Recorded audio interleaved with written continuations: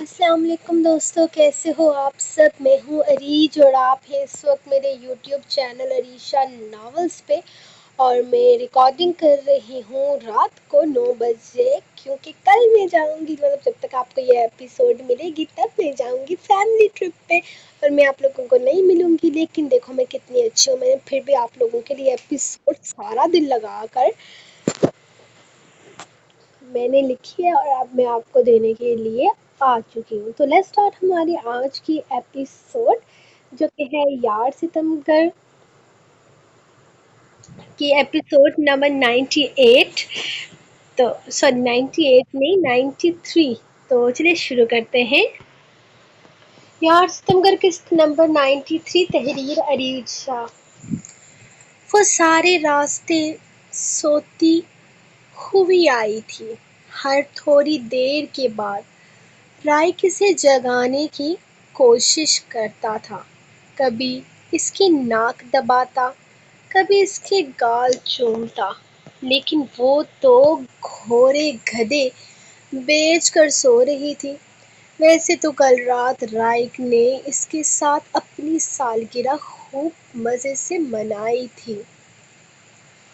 خوب اپنی سالگرہ کے مزے لوٹے تھے، اور وہ جو اتنے دنوں سے اس سے بھاگ رہی تھی، کل رات رائک نے اس سے خوب بدلے بھی لے لیے تھے۔ اسے ساری رات جگایا تھا، جس کی سزا وہ اسے اپنے ہنی مون پیریڈ پر دے رہی تھی۔ وہ اٹھنے کا نام نہیں لے رہی تھی۔ پہلے وہ بائی ایئر آنے والے تھے، لیکن اس کے ساتھ زیادہ وقت گزارنے کے چکر میں وہ اسے بائی روڈ ہی گھر سے نکل آیا تھا۔ ایک ہفتے تک وہ وادی کلام میں قیام کرنے والے تھے۔ اس کے بعد وہ اسے پورا پاکستان گھمانے والا تھا، لیکن اگر تو اس نے پاکستان اس طرح سو کر گھومنا تھا، تو اس کا ہرگز کوئی ارادہ نہیں تھا کلام سے آگے جانے کا، کیونکہ اس کی بیوی کی تو نیندیں ہی ختم نہیں ہو رہی تھی۔ ایک چھوٹا سا ڈھابا دیکھ کر اس نے گاڑی ایک سائٹ پر روکتے ہوئے ایلوینا کی طرف دیکھا تھا، جو اب بھی گہری نیند میں سو رہی تھی۔ اسے سوتے دیکھ کر رائک کا موڈ بن گیا تھا اپنی سوئی ہوئی بیوی کا فائدہ اٹھانے کا۔ اس نے ایک جھٹکے سے اسے پکڑ کر اپنی طرف کھینچتے اس کے لبوں پر اچانک جھکتے ہوئے اپنی گرفت تیز کی تھی۔ وہ بے حد نرمی سے اس کی سانسوں کو خود میں قید کرتا اس کی سانسوں کو ہلکان کر گیا تھا، جبکہ وہ ہوش کی دنیا میں واپس آتی اس کے کندھے پر مکوں کی برسات کر چکی تھی، جسے انجوائے کرتے ہوئے وہ اپنی گرفت مزید تنگ کرتا اسے اور تنگ کرنے لگا۔ رائک دا مانسٹر! وہ اس سے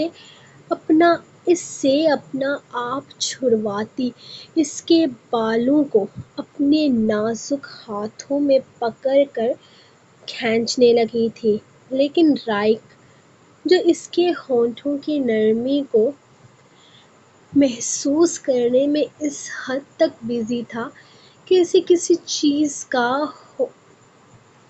اسے کچھ محسوس ہی نہیں ہو رہا تھا، اپنے بال کھینچے جانے پر وہ درد سے بلبلا اٹھا تھا۔ میں نے آپ کا سر پھاڑ دینا ہے۔ ذرا شرم نام کی کوئی چیز نہیں ہے۔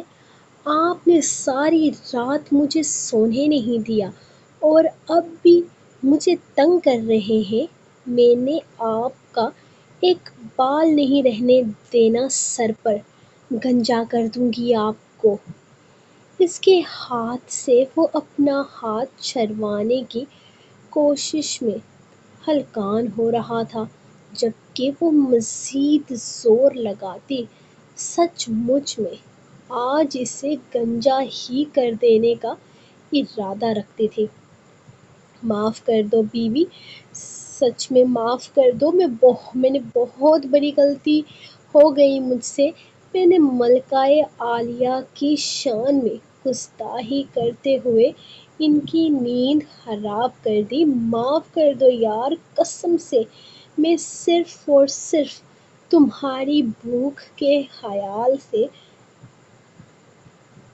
کر رہا تھا۔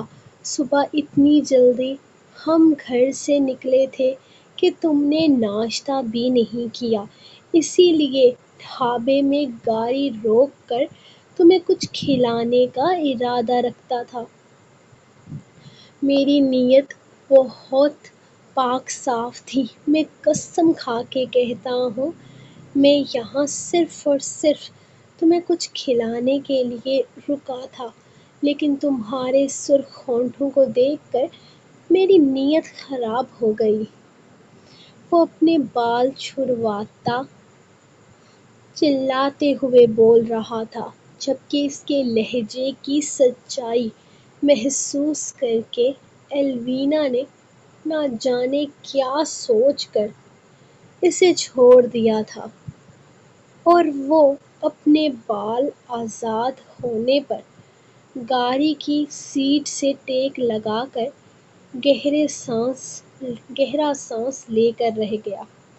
اس بار معاف کر رہی ہوں، لیکن آئندہ جب بھی کبھی آپ نے اس طرح کی حرکت کی نا تو میں نے خون پی جانا ہے آپ کا۔ وہ جانتے نہیں ہیں آپ مجھے۔ اس نے اپنے خطرناک ارادوں سے اسے آگاہ کیا تھا۔ جبکہ وہ کانوں کو ہاتھ لگاتا تیزی سے گاڑی سے اترتے ہوئے اس کی سائیڈ کا دروازہ کھولنے لگا تھا، جبکہ وہ شان بے نیازی سے گاڑی سے نیچے اترتی ایک گہری نگاہ سے اسے گھورتے ہوئے آگے بڑھ گئی تھی۔ نہ جانے کیوں اس کی نظروں سے بھی رائے کا ہاتھ بے ساختہ اپنے بالوں کی طرف گیا تھا۔ اس کی بیوی اس وقت خون پیتی چڑیل لگ رہی تھی، جس نے اسے گنجا کر دینا تھا، کرنے میں ایک منٹ بھی مشکل سے لگانا تھا۔ چھوٹو، جلدی سے کچھ کھانے کے لیے لے آؤ، ورنہ میری بیوی نے میرا قتل کر دینا ہے، اس نے چھوٹے سے لڑکے سے کہا تھا، جو ان کے بیٹھتے ہی بھاگ کر ان کا آرڈر لینے کے لیے آیا تھا۔ ارے صاحب جی، کیسی باتیں کرتے ہو، اتنی پیاری سی تو ہے باجی، یہ کہاں آپ کو کچھ کہتی ہوگی، آپ کے ظلموں کا شکار لگتی ہے یہ تو۔ چھوٹو نے اسے دیکھتے ہوئے سمجھانے والے انداز میں کہا۔ ہائے، کتنا معصوم، کتنا پیارا بچہ ہے۔ ایلوینا نے پیار سے اس کے گال کھینچے تھے، جبکہ رائے کو بھی وہ بچہ معصوم اور پیارا سا ہی لگا تھا۔ اب وہ معصوم بچہ کہاں جانتا تھا کہ تھوڑی دیر پہلے اس کی معصوم باجی نے اس کے بالوں کا کیا حال کیا ہے۔ اسے تو اب تک اپنے بالوں میں درد محسوس ہو رہا تھا۔ چل چھوٹو، جلدی سے کھانا لے آ، بہت بھوک لگی ہوئی ہے۔ اس نے پانی کا جگ اس کے ہاتھ سے لیتے ہوئے ایلوینا کے ہاتھ دلوائے تھے، جبکہ اس کا حکم مانتے ہوئے وہ فوراً کھانا لینے چلا گیا تھا۔ اس چھوٹے سے ڈھابے میں صبح کا بہترین ناشتہ کر کے ان لوگوں نے اپنے آگے کے سفر کی شروعات کی تھی۔ رائک اس کے لیے ایک ایک مومنٹ کی تصویر بنا رہا تھا، جبکہ وہ بھی اس کے ساتھ خوب انجوائے کرتی۔ اپنا یہ ہنی مون بہت یادگار بنانے کا ارادہ رکھتی تھی تاکہ آنے والے وقت میں ان کے لیے اچھی اور خوبصورت یادیں بنائی جا سکیں۔ اپنا بہت سارا خیال رکھنا میرے بچوں، اور وہاں جاتے ہی فون کرنا، اپنی خیریت بتاتے رہنا، اگر کچھ بھی ہو تو انفارم کرتے رہنا، اور تم لوگ مجھے روز فون کرنا۔ فارحہ بیگم ان لوگوں سے ملتے ہوئے ان سے کہہ رہی تھی۔ رائک اور الوینا صبح اذانوں کے وقت نکل گئے تھے، جبکہ وہ چاروں اب جا رہے تھے۔ ویسے تو ارزق نے بھی ان کے ساتھ ہی نکلنا تھا، لیکن اب انہیں پتہ چلا تھا کہ وہ زاری کے ساتھ نکل رہا ہے۔ ویسے تو وہ اپنی مرضی کا مالک تھا، ہر چیز اپنی مرضی کے مطابق کرتا تھا، جس پر کسی نے بھی کسی طرح کا کوئی اعتراض نہیں اٹھایا تھا۔ ان سب لوگوں کی دعائیں لیتے ہوئے وہ کراچی کا سفر شروع کرنے لگے تھے۔ قاسم بابا سب سے ملے تھے۔ انہیں افسوس تھا کہ ارزق جاتے ہوئے ان سے مل کر نہیں گیا تھا۔ خیر مل کر تو ان سے الوینا بھی نہیں گئی تھی۔ جب رائک سب سے ملنے کے لیے اندر آیا تھا، تب وہ پہلے ہی امامہ بیگم اور فارحہ بیگم سے مل کر جا چکی تھی، جبکہ ازبک اور عائرہ اسے دروازے تک چھوڑنے آئے تھے۔ درخانیں دکھ منا رہی تھیں کہ جب الوینا گئی تب وہ سو رہی تھی، لیکن پھر ارحم نے کہا کہ جب وہ لوگ واپس آئیں گے تب وہ ان سے ملنے کے لیے آئیں گے، جس پر وہ خوش ہو گئی تھی۔ قاسم بابا شدت سے نوٹ کر رہے تھے۔ الوینا ان کو پوری طرح سے نظر انداز کر رہی تھی، جیسے ان لوگوں کا ہونا اس کے لیے کوئی اہمیت ہی نہ رکھتا ہو، اور اب انہیں بھی یہی لگ رہا تھا کہ ان کا ہونا الوینا کے لیے کسی طرح کی کوئی اہمیت نہیں رکھتا۔ وہ اپنی زندگی میں خوش تھی، اور یہ سوچ کر وہ خوش تھے کہ وہ اپنے رشتے کو قبول کر رہی ہے۔ سب کچھ ٹھیک ہونے میں وقت تو لگنا تھا۔ جس طرح اس کی تربیت کی گئی تھی، جس طرح اسے دوران خاندان کے بارے میں بتایا گیا تھا، وہ اتنا جلدی ان سب کے ساتھ ایڈجسٹ نہیں ہو سکتی تھی۔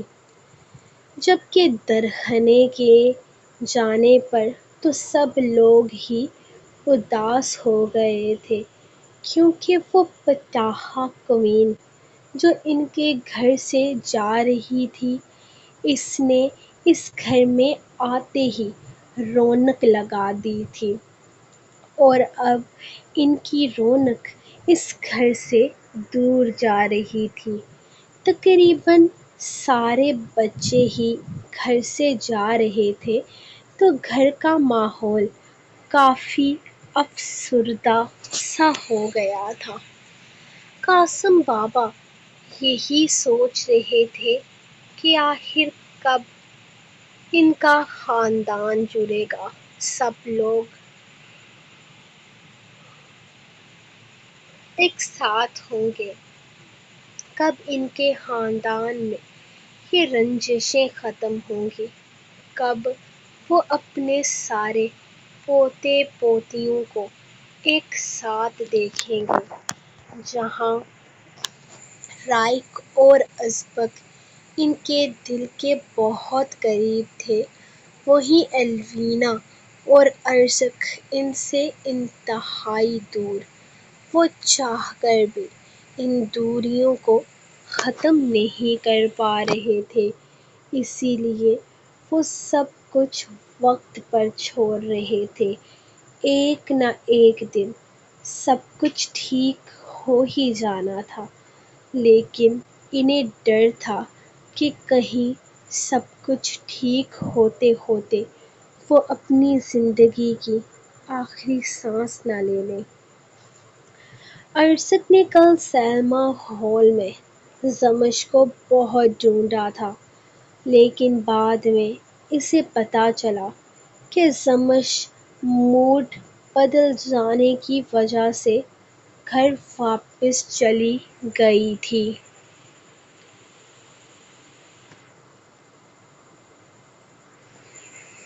اس کا تو فلم کا ٹکٹ ہی بیکار گیا تھا، وہ بھی واپس لوٹ گیا تھا، اور آج اس نے اس کے گھر کے ملازم کو فون کر کے پوچھا تھا کہ وہ کراچی آ رہی ہے یا نہیں، جس پر اسے ٹھیک سے کوئی بھی جواب نہیں ملا تھا۔ گھر میں بات چل رہی تھی کہ اسے کراچی جا کر واپس کالج جوائن کرنا ہے، لیکن برلاس خان شاید 2-3 دن کے بعد اسے لے جانے کا ارادہ رکھتا تھا، اور آج کل اس کے کراچی والی حویلی کی بھی صفائی چل رہی تھی۔ اسے شک تھا کہ برلاس خان بھی اس کے ساتھ ہی کراچی آنے والا ہے، یعنی کہ وہ اس سے اس کی بیوی کو دور کرنے کے لیے ہر ممکن کوشش کرے گا۔ اسے برلاس خان کے گھر کے ملازم سے یہ بات پتہ چلی تھی کہ برلاس خان نے زمش کو قسم دے رکھی ہے کہ وہ ارزق سے نہ ملے۔ یہ بات سن کر پہلے تو وہ حیران رہ گیا تھا، پھر اسے ہنسی آئی تھی، یعنی کہ اسے اس کی بیوی سے دور کرنے کے لیے برلاس خان نے اپنی بیٹی کو قسمیں دے رکھی تھی۔ خیر، وہ اس کی بیوی تھی، وہ چاہے کچھ بھی، جب چاہے جہاں چاہے اپنی بیوی سے مل سکتا تھا۔ اسے برلاس خان کا کوئی ڈر نہیں تھا۔ اسے برلاس خان کا کوئی ڈر نہیں تھا، اور وہ برلاس خان کو بھی اس بات کا ٹھیک سے احساس دلانے والا تھا۔ ایک بار وہ کراچی تو آ جائے، پھر ارزق نے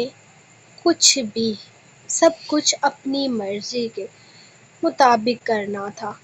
وہ ہرگز برلاس خان کی طرح اس کی پلاننگ کامیاب نہیں ہونے دے سکتا تھا۔ وہ صبح صبح یہاں آ گیا تھا۔ اس کا ارادہ زارق، شجر اور تبریز کے ساتھ کراچی واپس جانے کا تھا۔ اس کی ٹکٹ بھی زارق نے ہی بک کی تھی، کہنے کو تو ازبک نے بھی اس کے لیے ٹکٹ بک کروائی تھی، لیکن اس چیز کو اس نے پوری طرح سے نظر انداز کر دیا تھا۔ صرف دورانی خاندان کے ایک فرد سے نہیں بلکہ ہر فرد سے اسے اعتراض تھا۔ نہ جانے کیوں وہ لوگ اسے اچھے ہی نہیں لگتے تھے، حالانکہ ازبک نے کبھی اسے کچھ بھی نہیں کہا تھا اور نہ ہی اس کے ساتھ اس کی کوئی دشمنی تھی، لیکن اس کا دل کسی کے لیے بھی راضی نہیں تھا۔ وہ کسی کے لیے بھی اپنے دل میں نرم گوشہ محسوس نہیں کرتا تھا۔ نہ جانے کیوں وہ سب لوگ ہی اسے ظالم، مطلب پرست اور سخت دل لگتے تھے۔ شاید ان کے ساتھ پرانے تلخ ایکسپیرئنس کی وجہ سے، یقیناً ایک دفعہ چوٹ کھایا ہوا شخص دوسری دفعہ وہیں سے چوٹ کھانے کے قابل نہیں رہتا۔ یار، میں تمہیں بہت مس کروں گا۔ میں تمہارے بغیر کس طرح رہوں گا؟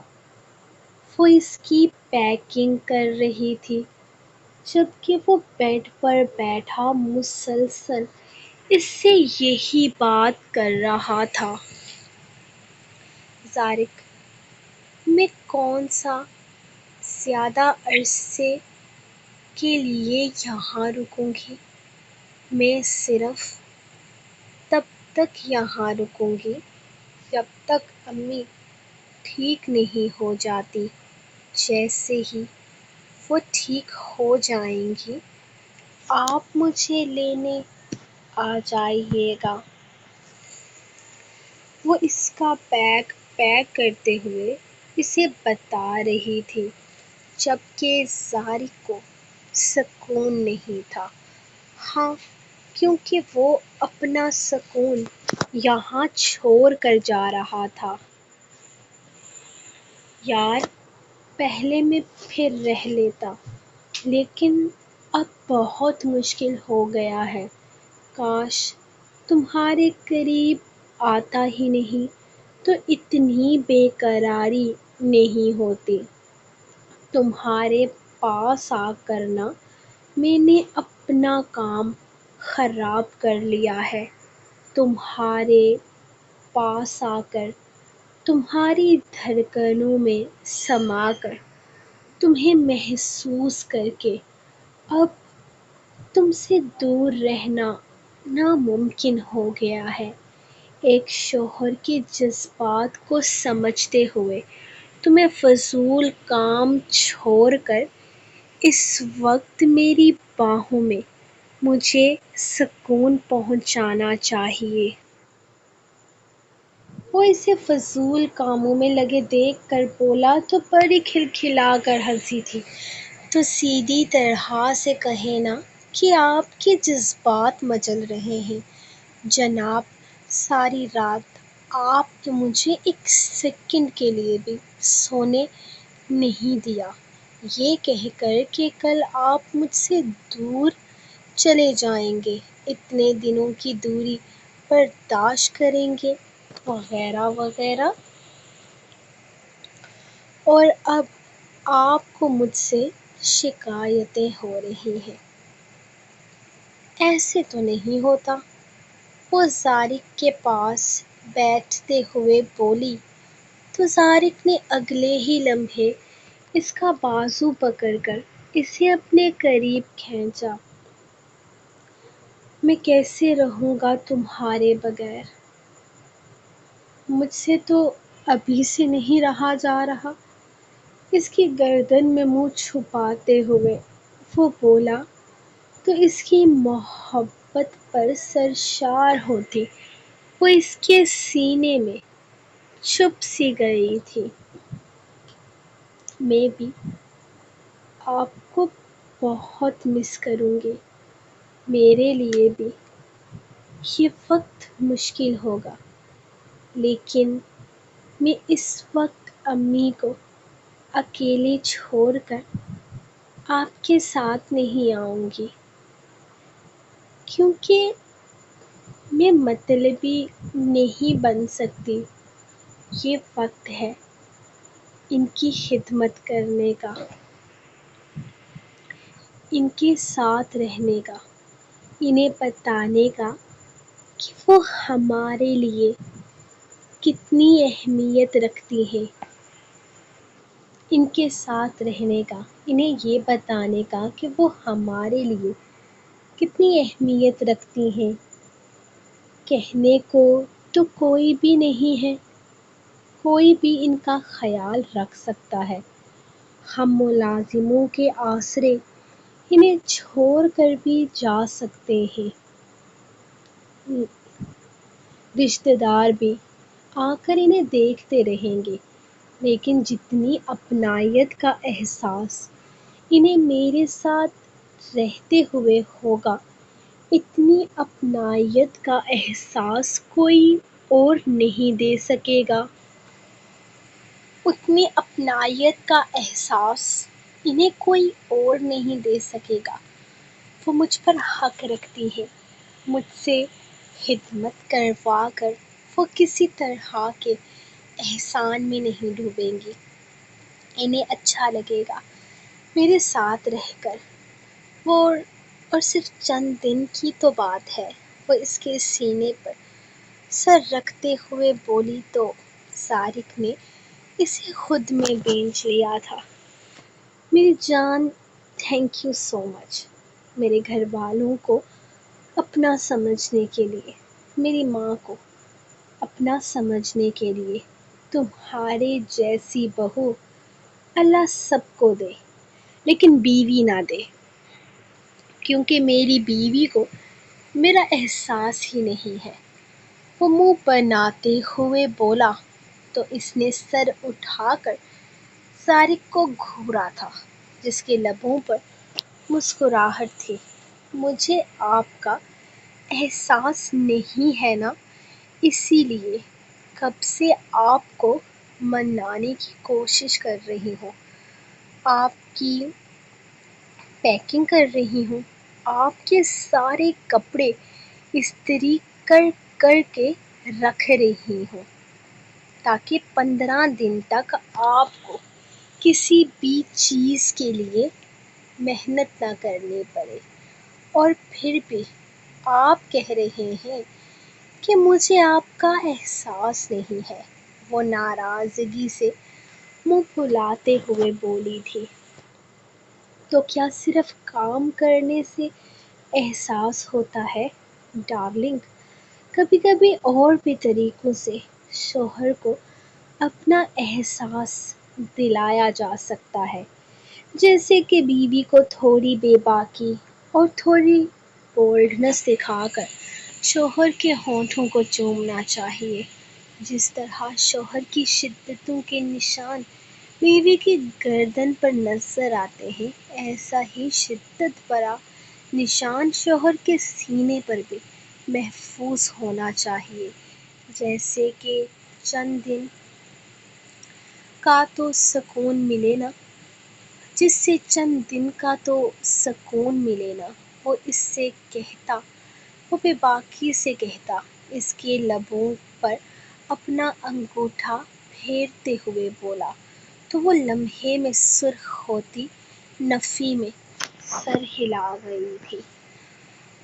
آپ انتہائی انتہائی انتہائی بے شرم انسان ہیں. آپ سے میں کیا بات کر رہی ہوں، اور آپ پتہ نہیں آگے سے کون کون سی عجیب طرح کی باتیں کر رہے ہیں. اوہ ہیلو، اب تمہیں سب سمجھ ہے. زیادہ معصوم بننے کی ضرورت نہیں ہے. میں کون کون سی اور کتنی عجیب عجیب باتیں کر رہا ہوں، سب سمجھ میں آ رہا ہے تمہیں.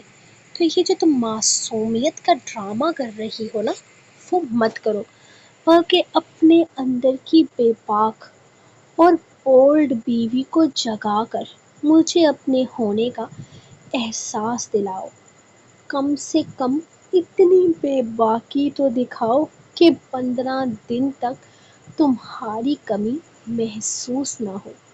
وہ مزید بے باک ہوتا اس کے لبوں پر اپنے لب رکھتے ہوئے بولا، جبکہ پری کا تو سر سے پیر تک سرخ ہوتا سراپا اسے کہیں چھپ جانے پر مجبور کر رہا تھا، لیکن وہ ظالم شخص تو اسے اپنا سینہ بھی مہیا نہیں کر رہا تھا۔ سارق بس کر دیں، ورنہ جب تک آپ چاہتے ہیں نا، میں نے آپ کے پاس رہنا ہی نہیں۔ میں نیچے جا رہی ہوں امی کے پاس۔ وہ اس کی بے باک باتوں سے کنفیوز ہوتی اسے دھمکی دینے لگی تھی، جبکہ وہ قہقہہ لگا کر اسے خود میں چھپا گیا تھا۔ یار، جب پیار محبت کی بات آئے تب تم دھمکیاں دینے لگ جاتی ہو۔ تمہاری بولڈنس اور بے باکی میرے کسی کام کی نہیں ہے۔ وہ اسے سینے میں چھپاتے ہوئے بولا، جبکہ اب کی دفعہ اس نے کوئی جواب نہ دیا تھا۔ فی الحال وہ اس کے قریب، اس کے سینے سے لگ کر رہنا چاہتی تھی۔ ماشاء اللہ، کتنا خوبصورت گھر ہے۔ یہ تمہارا گھر ہے؟ میرا مطلب ہے، یہ آپ کا گھر ہے؟ وہ گھر کے اندر داخل ہوتی ایکسائٹیڈ سی اس سے پوچھنے لگی۔ وہ ایئرپورٹ پر ہی الگ ہو گئے تھے۔ ایئرپورٹ پر انہیں لینے کے لیے 2 گاڑیاں آئی تھیں۔ ازبک عائرہ کو لے کر اپنے گھر جا چکا تھا، جبکہ ارحم درخنے کو لے کر اپنے گھر کی طرف آ گیا۔ میرا نہیں، ہمارا گھر ہے، بلکہ تمہارا گھر ہے۔ یہ ہم دونوں کا گھر ہے، ہم یہاں رہیں گے۔ تم اس گھر کو سجاؤ، سنوارو، بناؤ، جس طرح تم یہاں رہنا چاہتی ہو ویسے رہو۔ یہاں کی سیکیورٹی بہت ٹائٹ ہے، تمہیں یہاں کسی طرح کا مسئلہ نہیں ہوگا۔ 2 ملازمہ کام کرتی ہیں یہاں، جو روز تمہارے ساتھ ہی رہا کریں گی۔ تم ان کے ساتھ کچھ بھی شیئر کر سکتی ہو۔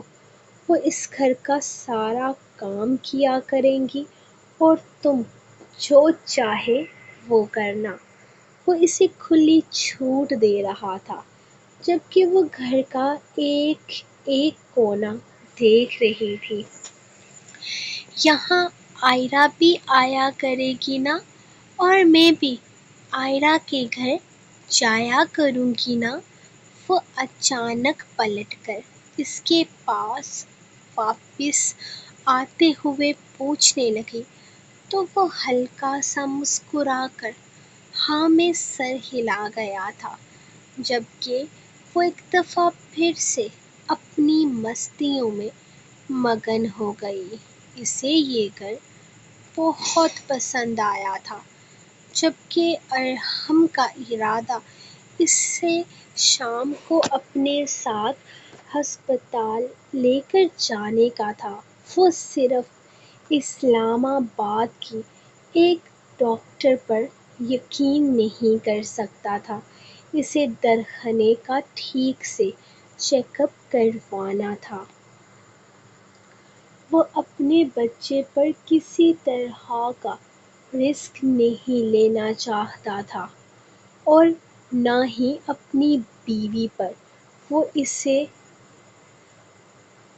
درخنے بے حد عزیز تھی، اور یہ حقیقت تھی کہ اپنے بچے کا سوچ سوچ کر اسے اپنا ہونے والا بچہ بھی بے حد عزیز ہو گیا تھا۔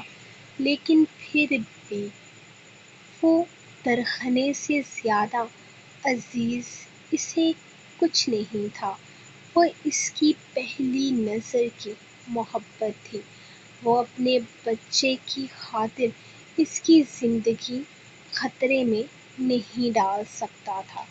اگر اس کے لیے اسے اپنے بچے کو بھولنا پڑتا تو وہ اسے بھولنے کو تیار تھا، لیکن درخنے کو وہ کسی طرح کی تکلیف نہیں دے سکتا تھا۔ اسے درخنے کی جان بچانی تھی، وہ ہر قیمت پر بچانی تھی۔ اسی لیے وہ یہاں کے کسی اچھے ڈاکٹر سے اس کا مکمل چیک اپ کروانا چاہتا تھا۔ آئرہ پہلی دفعہ اس گھر آئی تھی، بلکہ وہ تو کراچی بھی پہلی دفعہ ہی آئی تھی۔ اس سے پہلے کراچی آنے کا اتفاق نہیں ہوا تھا۔ یہ حویلی بھی اسلام آباد کی طرح بہت بڑی تھی اور وہ بہت بڑے پیمانے پر پھیلی ہوئی تھی۔ ڈرائیور نے انہیں حویلی تک ڈراپ کیا تو وہ گاڑی سے اتر کر اس کے سائڈ کا دروازہ کھولنے لگا۔ اس نے ایک بھرپور نظر سامنے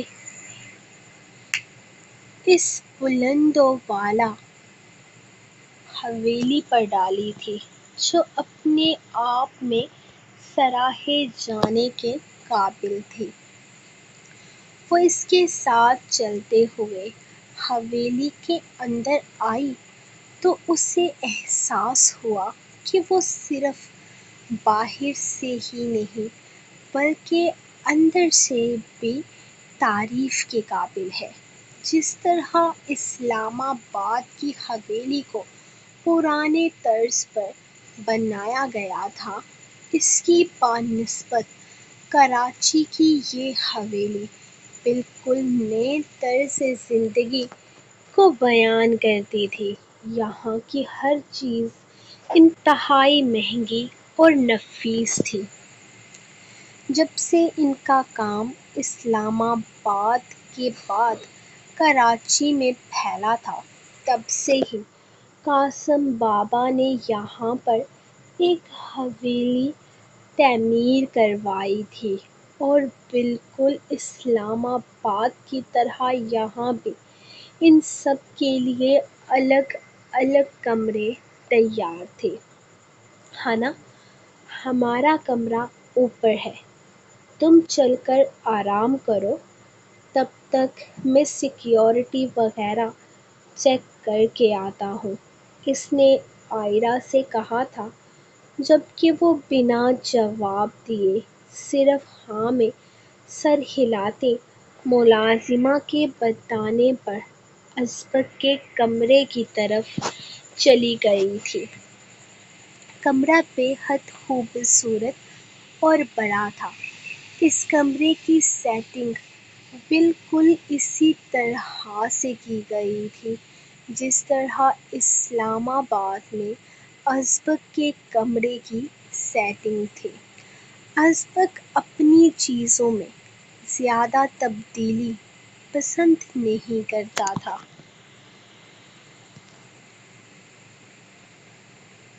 سفر نے اسے اچھا خاصا تھکا دیا تھا، اسی لیے گھر میں داخل ہوتے ہی اسے نیند آنے لگی تھی۔ خیر نیند تو وہ سفر کے دوران بھی شدت سے لینا چاہتی تھی، لیکن اس نے گھر جا کر آرام سے سونے کا فیصلہ کیا تھا۔ شام ہو چکی تھی، عصر کی نماز کا وقت تھا، سو اس نے عصر کی نماز ادا کرنے کا سوچتے ہوئے فریش ہونا چاہا۔ اس کا ارادہ نماز ادا کر کے سونے کا تھا۔ نہ جانے ازبک نے کب تک آنا تھا۔ عصر کی نماز ادا کرنے کے بعد بھی وہ ازبک کمرے میں نہ آیا تو وہ سونے کے لیے لیٹ گئی تھی۔ صاحب جی، آپ نے جو جو کھانے میں بنانے کے لیے بولا تھا وہ سب کچھ میں نے بنا دیا ہے، یقیناً بی بی جی کو کھانا بہت پسند آئے گا۔ میں نے سب کچھ ان کی پسند کو مد نظر رکھتے ہوئے بنایا ہے، آپ ایک دفعہ چاہیں تو چیک کر لیں۔ میں نے کھانا ٹیبل پر بھی لگا دیا ہے، لیکن بی بی جی جب سے کمرے میں گئی ہیں تب سے وہ واپس نیچے نہیں آئی۔ وہ نماز پڑھنا چاہتی تھی۔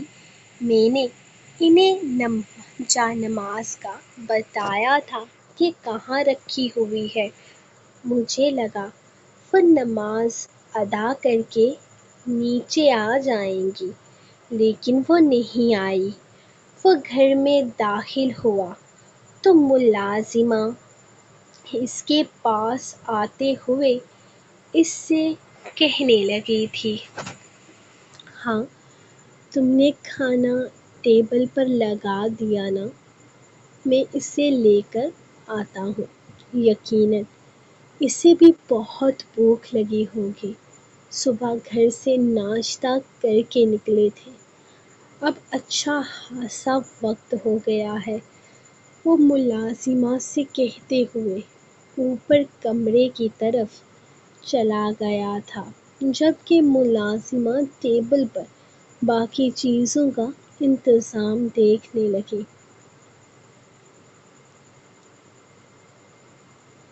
کھانا؟ یہ کیا، تم تو آتے ہی سو گئی، پہلے کھانا تو کھا لیتی۔ ملازمہ کھانا تیار کر چکی تھی، جبکہ ٹیبل پر بھی لگا چکی ہے۔ آئی نو سفر کافی تھکا دینے والا تھا، لیکن پھر بھی تم یہاں آتے ہی سو گئی۔ وہ اس کے پاس بیٹھتے ہوئے اسے جگانے لگا تھا۔ اسے امید نہ تھی کہ وہ اتنا جلدی سو جائے گی۔ دراصل سفر اسلام آباد سے کراچی کا بائی ایئر لمبا نہیں تھا، بلکہ ان کی حویلی تک کا راستہ بہت لمبا تھا۔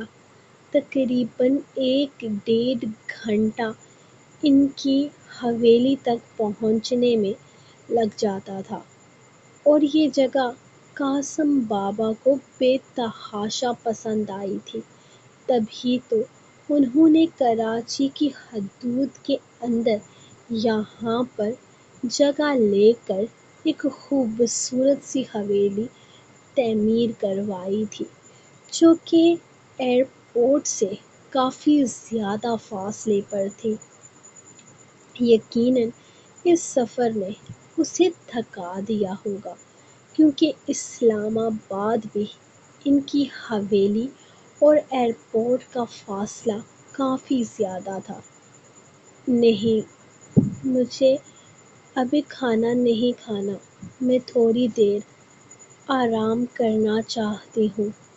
اس کا جاگنے کا کوئی ارادہ نہیں تھا، اسی لیے بے حد نرمی سے بولی۔ اس کی آنکھوں میں چھائی نیند وہ بہت واضح دیکھ سکتا تھا۔ چلو ٹھیک ہے، تم آرام کر لو، ہم بعد میں کھانا کھا لیں گے۔ وہ آہستہ سے اس کے بالوں میں انگلیاں چلاتے ہوئے بولا تھا، نہیں، آپ کھا لیں، آپ کو تو گاڑی میں بھی بھوک لگی ہوئی تھی، آپ نے جائیں آپ کھانا کھا لیں، میں جب جاگوں گی تب کھا لوں گی، اس نے اسے دیکھتے ہوئے کہا۔ وہ نہیں چاہتی تھی کہ وہ اس کی وجہ سے بھوکا رہے۔ نہیں، جب میری کھانا کھائے گی تب میں کھاؤں گا۔ میں جانتا ہوں تم اکیلی کچھ نہیں کھاتی ہو، اور یہاں آتے ہی میں تمہاری طبیعت خراب کر کے پھپھو کو یہ ثابت نہیں کرنا چاہتا کہ وہ مجھ سے زیادہ اچھے سے تمہارا خیال رکھتی ہیں۔ خیر ویسے خیال تو وہ سچ میں مجھ سے زیادہ اچھے سے رکھ سکتی ہیں تمہارا، کیونکہ وہ تمہیں ڈانٹ سکتی ہیں، تم پر غصہ کر کے تمہیں کھانا کھلا سکتی ہیں، لیکن میں ایسا نہیں کر سکتا۔ میں ایسا کروں گا تو تم ناراض ہو جاؤ گے، اور میں تمہیں مزید ناراض کرنے کا رسک نہیں لے سکتا۔ تمہارا روٹھنا بہت خطرناک ہے ہانا، ڈر جاتا ہوں میں، اس نے مسکراتے ہوئے کہا، لیکن نہ جانے کیوں اس کی یہ بات آئرہ کو عجیب سی لگی تھی۔ وہ اس کے ناراض ہونے سے ڈرتا تھا، لیکن وہ تو اس سے ناراض تھی۔ وہ مانی کب تھی؟ ہاں، وہ خفا تھی اس سے، تو کیا وہ اس لیے اسے کچھ نہیں کہتا تھا کہ کہیں وہ اس کا دیا ہوا موقع اس سے چھین نہ لے؟ خیر وہ اتنی بھی بری نہیں تھی، لیکن وہ ہارنا بھی نہیں چاہتی تھی۔ وہ ازبک کے سامنے اپنی کوئی فیلنگز نہیں رکھنا چاہتی تھی۔ وہ کروٹ بدل کر دوسری طرف چہرہ پھیرتی آنکھیں بند کر گئی تھی۔ اسے اپنی سیلف رسپیکٹ بہت پیاری تھی۔ وہ اتنا بڑا دھوکہ کھا کر دوبارہ سے اس کی باتوں میں نہیں آ سکتی تھی۔ یہ شخص اب اعتبار کے لائق نہیں تھا، اور آئرہ نے اپنے دل کو یہ بات سمجھائی تھی۔ اس کا یوں چہرہ پھیر کر سونے کی کوشش کرنا ازبک کے اندر سے کچھ توڑ گیا تھا۔ آج پہلی دفعہ ایسا ہوا تھا۔ وہ اس کی بھوک کی پرواہ کیے بغیر چہرہ پھیر گئی تھی۔ ایک وقت تھا جب وہ رات رات بھر اس کے آنے کا انتظار کرتی تھی تاکہ اس کے ساتھ کھانا کھا سکے۔ وہ جانتا تھا وہ اس کی نیند اڑا چکا ہے۔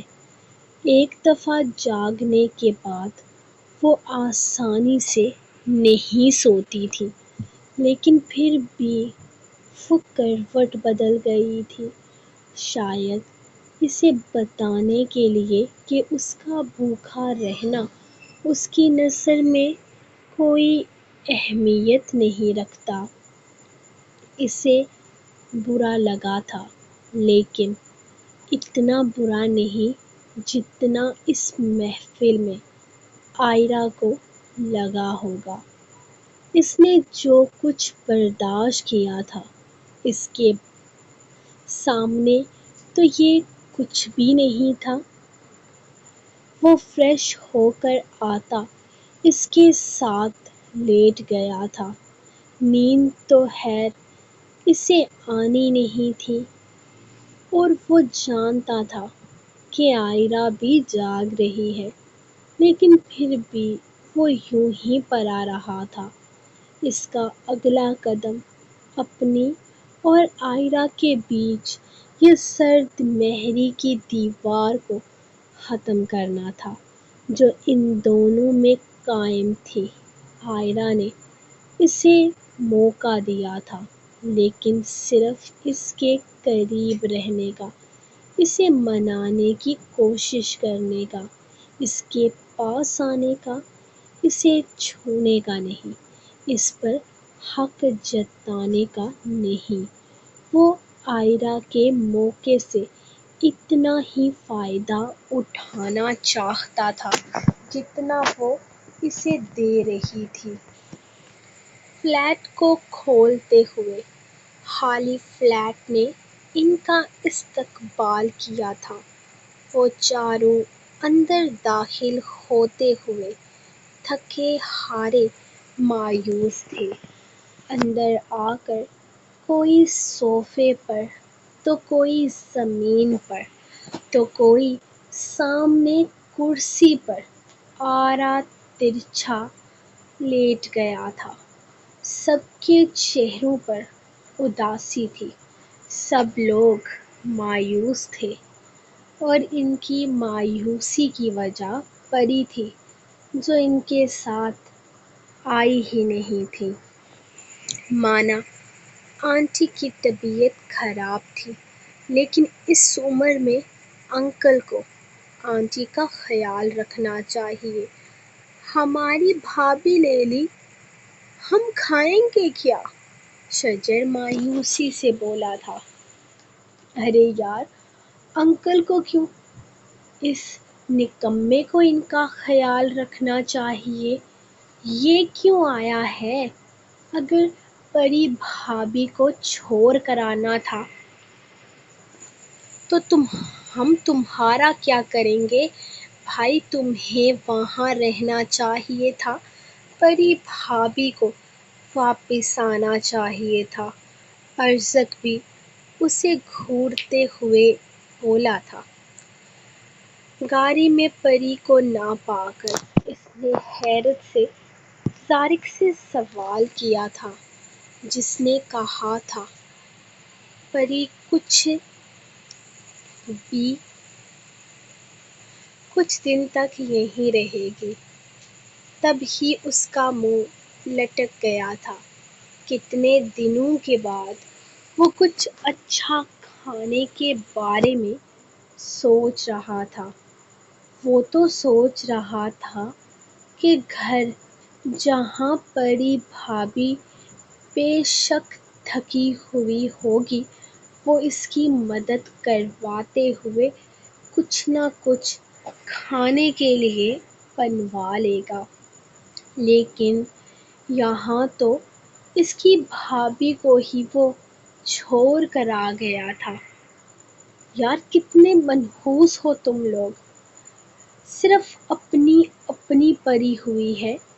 میری بھی سوچو یار، میری بیوی وہاں رک گئی ہے، میں خود اپنی مرضی سے چھوڑ کر نہیں آیا ہوں۔ ماما بھی کہہ رہی تھی کہ اسے رکنے کی ضرورت نہیں ہے، وہ اپنا خیال رکھ سکتی ہیں۔ اتنی ساری ملازمہ ہیں، بابا ہے، علیزے علینا آتی جاتی رہتی ہیں، یہاں تک کہ میری تائی امی کے اکثر چکر لگتے رہتے ہیں، لیکن نہیں، تم لوگوں کی بھابھی کو نا اپنی ساسو ماں کی خدمت کر کے اپنے پوائنٹس بڑھانے تھے۔ ارے تم لوگوں کو نہیں چھوڑا، اپنے شوہر کو بھی چھوڑ دیا ہے اس نے، وہ بھی پورے 15 دن کے لیے، بس اللہ کے سہارے پر۔ وہ انہیں گھورتے ہوئے بولا تھا، جبکہ ان سب نے ایک دوسرے کو دیکھا تھا۔ اس کا دکھ تو ان تینوں سے بڑا تھا۔ اچھا میرے بھائی، تو اس طرح سے اداس مت ہو، چل کچن میں چل کر کچھ بناتے ہیں، مجھے تو بھوک لگ رہی ہے، ارزق نے اٹھتے ہوئے کہا تھا، جبکہ وہ اسے گھور کر رہ گیا، یعنی کہ بیوی کے نہ ہونے پر ان لوگوں کو کھانا بھی اپنے ہاتھ سے بنانا تھا۔ ان چاروں کو پری کی قدر ہو رہی تھی، اور بہت ہی شدت سے ہو رہی تھی۔ انہیں یہاں واپس آئے ہوئے 7 دن گزر چکے تھے، اور وہ دوبارہ سے اپنی نوکری بھی جوائن کر چکے تھے۔ ان 7 دن سے زمش کالج نہیں آئی تھی۔ اس کی سہیلیوں کے مطابق وہ اسلام آباد سے اب تک آئی ہی نہیں تھی، جبکہ وہ جانتا تھا کہ اسے اسلام آباد سے کراچی آئے آج 4 دن گزر چکے ہیں، لیکن اس نے اب تک کالج جوائن نہیں کیا تھا۔ ارشد نے اب تک یہاں آنے کے بعد ازبک سے رابطہ نہیں کیا تھا، لیکن آج شام اس کا آفس جانے کا موڈ بن رہا تھا۔ اس وقت وہ اپنے کلاس روم میں کھڑا کلاس لے رہا تھا جب اچانک کمرے کے دروازے سے اندر داخل ہوتی زمش نے اجازت مانگی تھی۔ "مے آئی کم ان سر؟" وہ دروازے پر کھڑی تھی جب اس نے اس کی طرف دیکھا۔ "نو مس زمش پرلاز خان، آپ کلاس سے باہر ہی رہیں، کیونکہ اس کالج کو تو آپ اپنے باپ کی جاگیر سمجھتی ہیں نا۔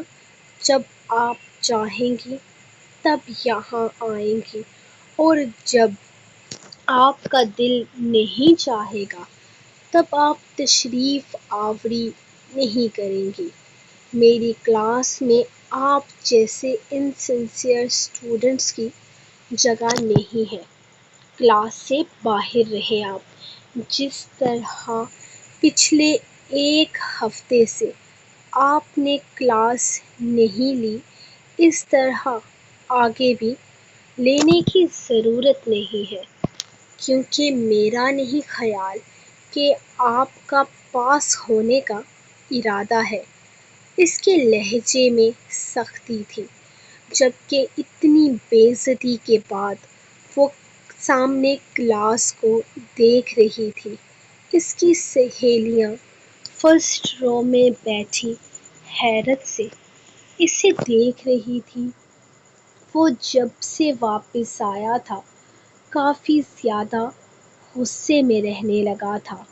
وہ پہلے تو کافی جولی اور فرینڈلی نیچر کا انسان تھا، لیکن جب سے چھٹیاں ختم ہونے کے بعد وہ واپس آیا تھا، وہ سب پر ہی غصہ کرنے لگا تھا، اور زمش کے متعلق تو وہ روز اس کی سہیلیوں سے بھی سوال کرتا تھا، لیکن وہ یہی کہتی تھی کہ وہ اسلام آباد اپنے گھر گئی ہوئی ہے۔